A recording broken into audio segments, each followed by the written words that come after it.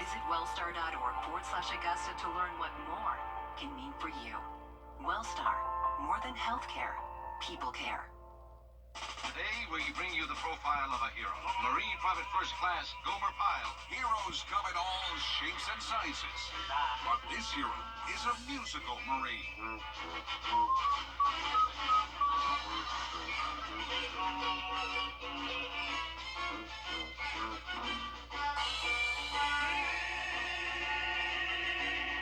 Gomer Pyle.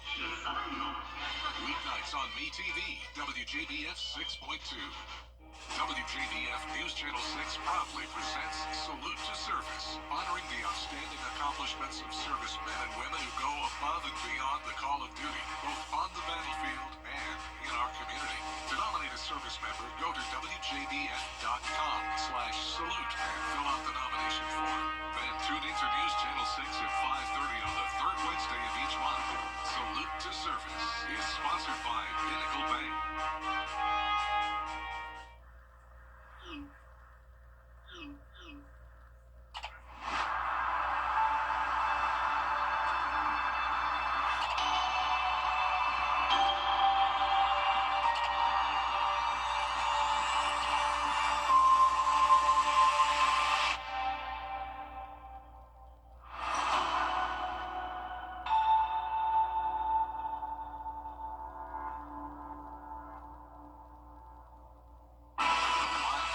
Mobile app. Download it today. After a bitter cold January, we are thawing out nicely for February. A well above average start to the month with highs in the low 70s through low 80s, but we could see a bit of a cool down on Wednesday and then another big one next week. I'll have all the details coming up. Right now on News Channel 6 and 6, a battle over a building that's part of Augusta's history. Why some want to save it while the owners want to tear it down. As your news at 6 starts now. Live from Television Park, this is WJBF News Channel 6 and 6.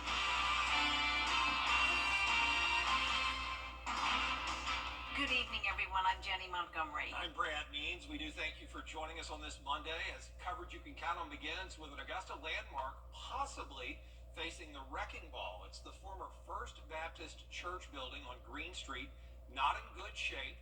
And last month, the Historic Preservation Commission ordered repairs. But the owner responded by saying the next step would be to tear it down. George Escala has the story.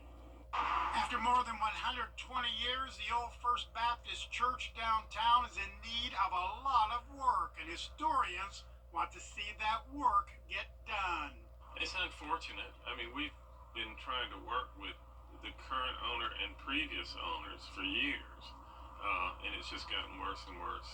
Last month, the Historic Preservation Commission, which is appointed by Augusta commissioners, cited old church owner Joe Edge, saying he had 10 days to correct code violations at the building. Tuesday, Edge and a member of the HPC are scheduled to go before Augusta commissioners to make their cases. Some commissioners are questioning the HPC's course of action. This is the first project or so building that I have heard of so much controversy. And it makes me wonder if it's more of a personal issue between a couple of them on there. Edge has responded by applying for a certificate of appropriateness to demolish the old church, writing that it is not financially feasible to repair it to HPC standards, leaving the future of the old church now in doubt. It's on the National Register of Historic Places individually. It's also in basically 2 historic districts and the locally designated historic district. It needs to be preserved. He has a right to do what he wants to do. The old First Baptist Church building is a long-time part of the city's history. Now city leaders are facing it becoming history. In Augusta, George Escala, WJBF News Channel 6. The Augusta-Richmond County Coliseum Authority approving a plan to move forward with ice hockey at the new James Brown Arena. Oakview Group has agreed to issue around $10 million for ice-making equipment. Authority Authority Vice President Brad Ushry says the new arena will benefit our community and the economy. Again, it's exciting. I mean, to get past that hurdle with the hockey and have a really great owner that's got a track record and knows we're going to be successful, it is huge. I mean, it's huge for the arena. Plus, the economic benefits of hockey with 62% more success rate for the arena. But really, it's just a good thing all around for the arena and for the community. They hope to have the arena completed by 2027. Time now for a first check of the weather. Let's check in with our chief meteorologist, Jenna Petracci.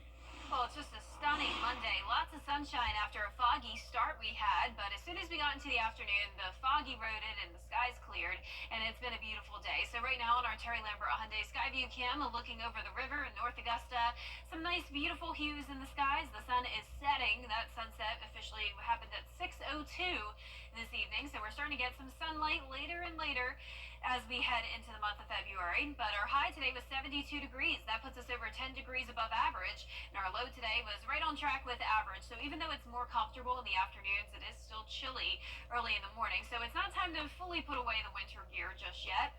And the temperature change map is showing us around 3 to 7 degrees warmer than yesterday. So we are seeing a warming trend this week. And right now we're seeing the 60s, 65 in Thompson, but still at 70 in McCormick. Swainsboro, Millen, Louisville, you're all at 68. A bit cooler in Aiken at 63. Gibson sitting at 65 and 68 as well in Waynesboro. Relative humidity is low today. Lots of dry air in place with winds coming in from the south, of course. That's helping to warm us up. So we're seeing those sustained winds up to around 5 to 10 miles per hour. Overall, pretty calm conditions tonight. Winds will settle down, skies will remain clear, and you can see not much going on here on satellite and radar. So high pressures to the south of us. We have this cold front to our north, no rain associated with it, and ahead of this front, we'll definitely be warming up by tomorrow afternoon. But in the meantime, tomorrow morning, still around a fog possible, as temperatures will be cool down into the mid to upper 40s. And looking ahead, you can see we'll be back to sunshine tomorrow afternoon, pushing the 80-degree mark. And then Wednesday is a bit iffy. We could have that wedge set up, which means cooler temperatures, at least briefly. As of now, going with a high of only 70 degrees, but then going right back up into the upper 70s on Thursday with some isolated showers possible. So a lot to talk about it this week, and I'll break it all down in the full Viper 6 forecast coming up. So stay with us, but back to you. Jenna, thanks. One person is dead after a crash in Richmond County. It happened today just after 3 o'clock on Milledgeville Road at Golden Camp Road.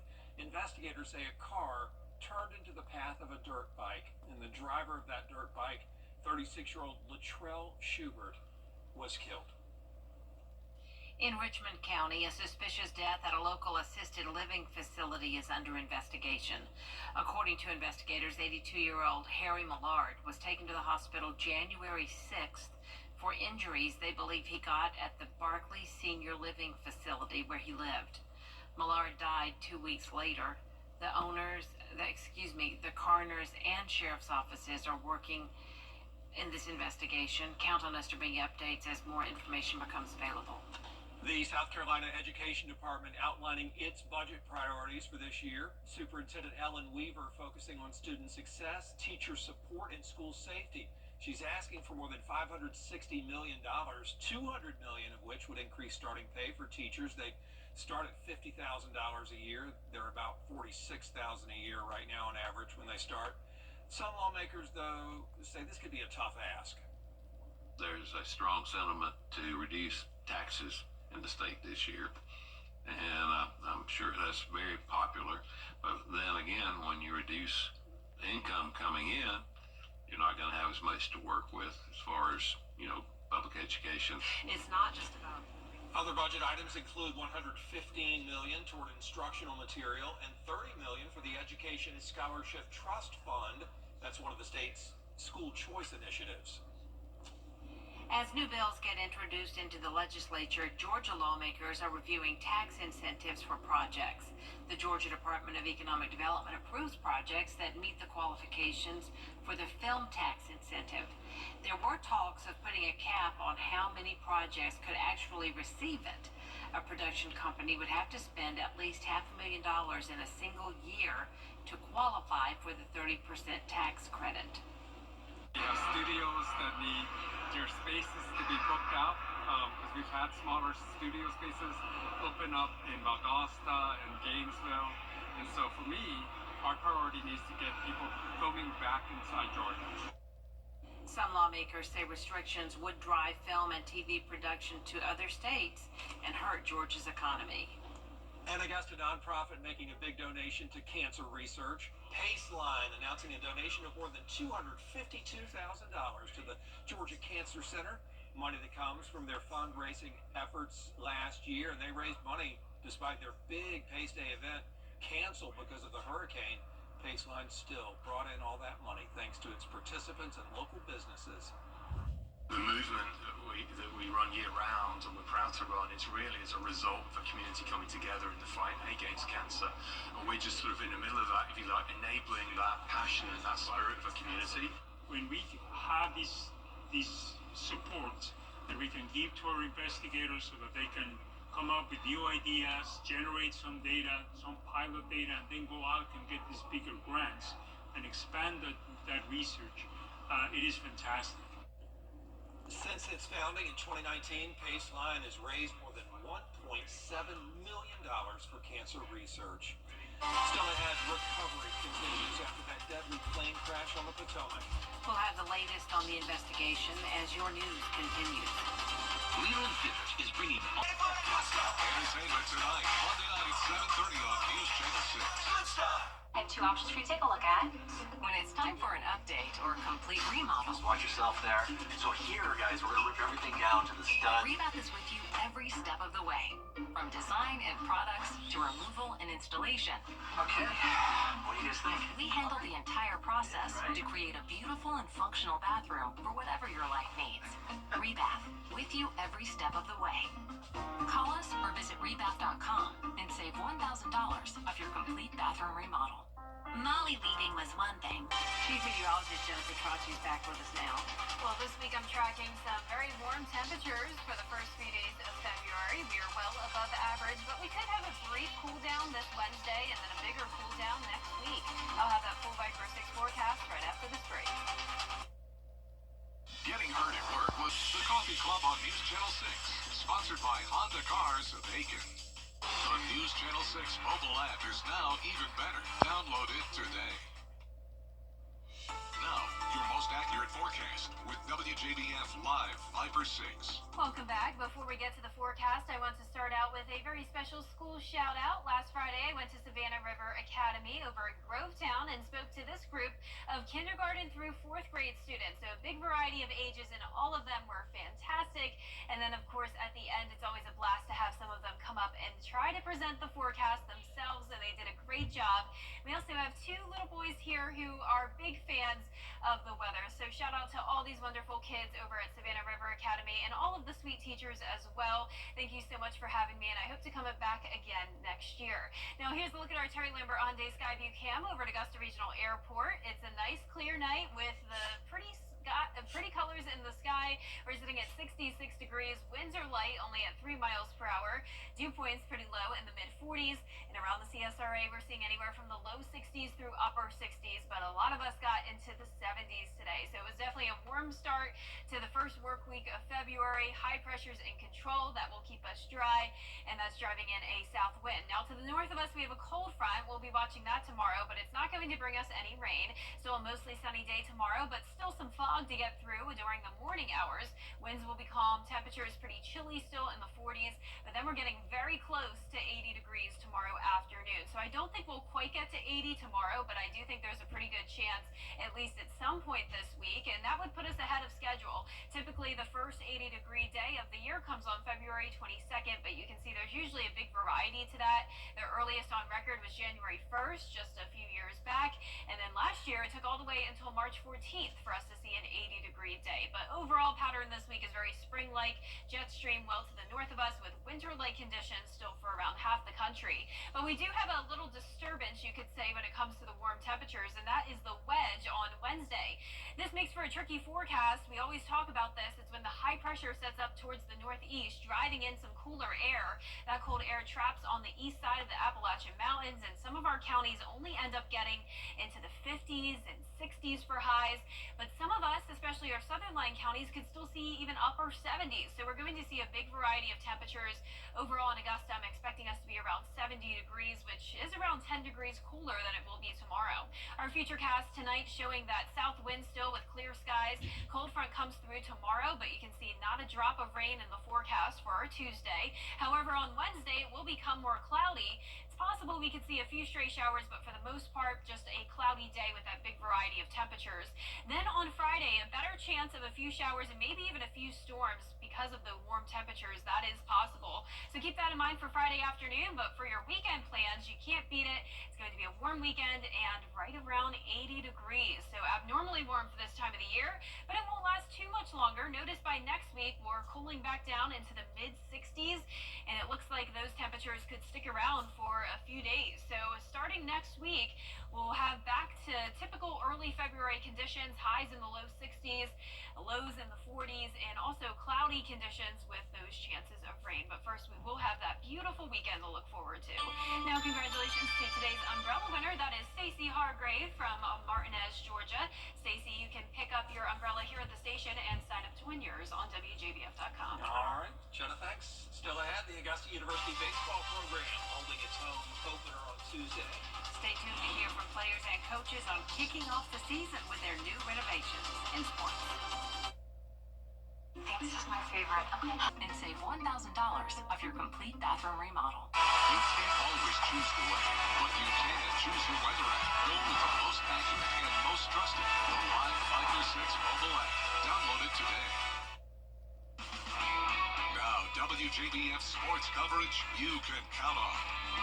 The Augusta baseball program kicked off their season in Florida last weekend, and now they're back gearing up for their first home game against Erskine College. The Jaguars went 1-3 at St. Leo University in Florida, dropping a pair of close losses, an 8-7 defeat and a 5-4 loss. But it's back to the fundamentals they go and preparing for their next game. The players and coaching staff are back with a different look and feel to this new season.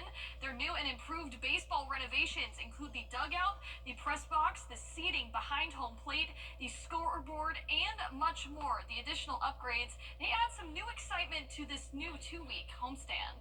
It really shows that the university and the coaching staff trust us, believes in us, and pouring all this money into us, and it helps us, motivates us to get better results as a team, play better. The school board lit up today kind of brings everything full circle. The guys are ready to be at home. We've been here for 8 months. This is where we unpack our bags. So we're excited tomorrow at 3 o'clock to turn these guys loose and go compete. First pitch is set for 3 p.m. Tuesday against Erskine College. And shifting to women's hoops, South Carolina senior Tahina Paopao, one of 10 players up for the Nancy Lieberman Award. The award recognizes the top point guard in women's college basketball. Candidates must exhibit floor leadership, playmaking, and ball handling skills. And Lieberman actually visited the Boys and Girls Club of Augusta last month. The 1996 Hall of Famer gifted them a dream basketball court, a blue game surface designed to enhance the performance. Now, Paopao, who is actually up for the award, averages 10.6 points per game, shooting a career best 48% from the field. And over to the ACC Conference, the 18-4 Clemson Tigers are hosting the Georgia Tech Yellow Jackets. Clemson leads the overall series 79-68. The Tigers have won 6 out of the last 8 in the series. Clemson's off to a 10-1 start in ACC play. That ties a program record from just 2 seasons ago. Chase Hunter is one of 2 players to nationally average at least 17 points per game this season. Tip-off set for 9 p.m. in Little John Coliseum. Thank you. We'll be right back. Need inspiration? Warm temperatures this week will be up to 79 tomorrow, down to 70 though on Wednesday, but for the most part a lot of upper 70s, near 80 degrees, and the weekend will be very warm as well, then a big cool down with rain chances next week. Well, if you're looking for a job, tomorrow could be your lucky day. Augusta University is going to have a career fair. The They'll be hiring officers, dental assistants, groundskeepers, and more. That's going to be tomorrow, 2 until 4 in the afternoon at the Goodwill Job Connection, which is on Peach Orchard Road. So good day to go out and try to find a job. Good weather Be a for you as gorgeous well. day, yeah. Yeah, doesn't get better this week. I mean, if you like the warmer weather, which I know Jenny and I do at least. We do. I love it too, Jenny. Yeah. Yes, very much so. That cold stuff you brought from the Midwest is gone. Yes, It's comfortable hopefully. again. Yeah, Gianna didn't even think she needed a big jacket No, down here. not at all. I She didn't was even wrong. bring a winter coat here, so yeah. Good for the next week or so at least. Right. Y'all, that's our report for now. We do appreciate you watching. We are back at 7 after World News Tonight. And we'll see you again for News Channel 6 at 11. Have a great evening. Good night.